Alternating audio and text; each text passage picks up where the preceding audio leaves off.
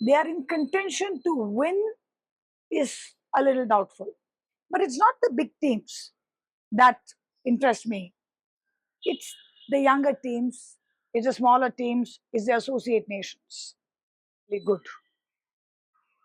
Chamari Atapattu recently had lovely series. Not just Shamari, the Sri Lankan team had a lovely series in England. Well, hi and welcome to the preview of the Asia Cup for the women that's happening in Sri Lanka starting tomorrow at Dambulla. 8 teams are participating in this tournament, split into two pools. First pool having India, Pakistan, UAE, and Nepal, and Pool B has Bangladesh, Sri Lanka, Malaysia, and Thailand. So, how do these teams match up? Well, the favorite to win looks like India.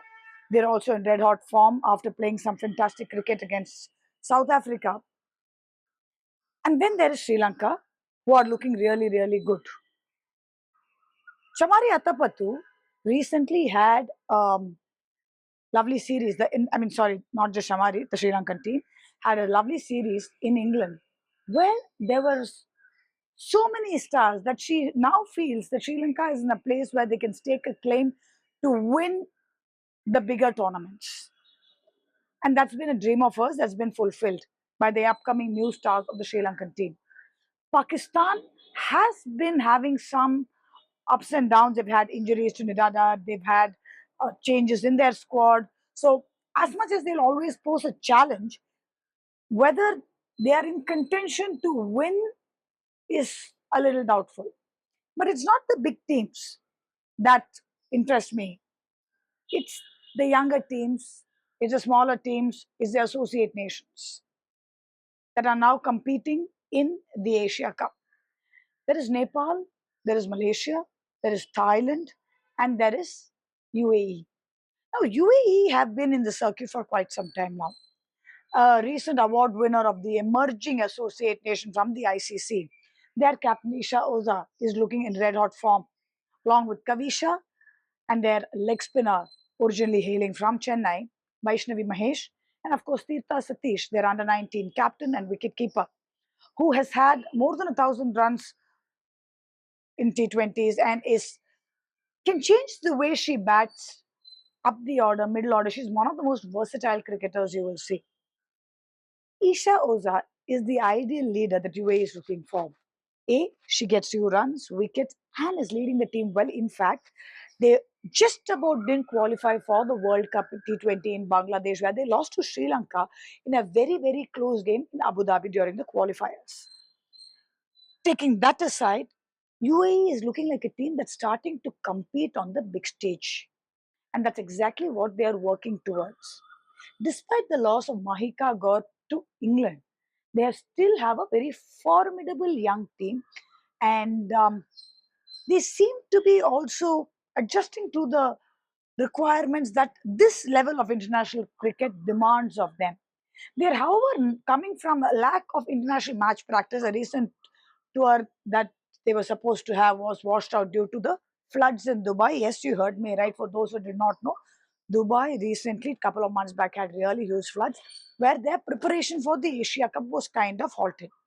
All the younger nations that are a part of this Asia Cup have had participation in the fair break, which gives them exposure to international stars such as Susie Bates, Shamari, Sophie Devine. So they have interactions with these world-class cricketers, which I'm sure at some level is going to influence their playing and also how they can help their teams bring in the techniques, the mental fortitude required, and the mental fortitude that they have seen in these big stars.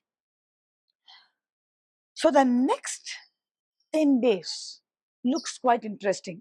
Couple of factors that are going to play a crucial role. The rain. Two, they're playing only in one venue. So is there a possibility that the pitch might deteriorate? When you say T20, they have about 4 or 5 pitches, no doubt about it, but there is constant use.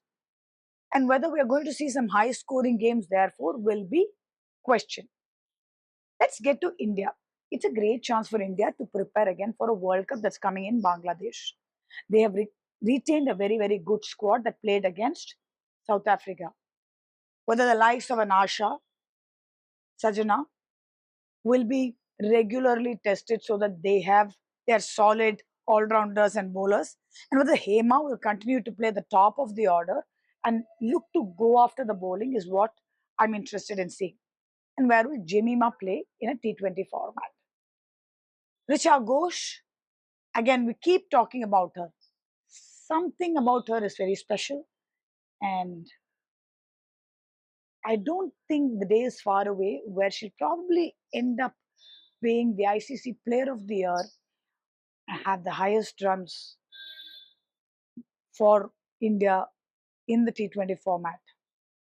So here's looking forward to a very, very interesting Asia Cup that's going to serve as lovely preparation for the World Cup that's going to happen in Bangladesh in October.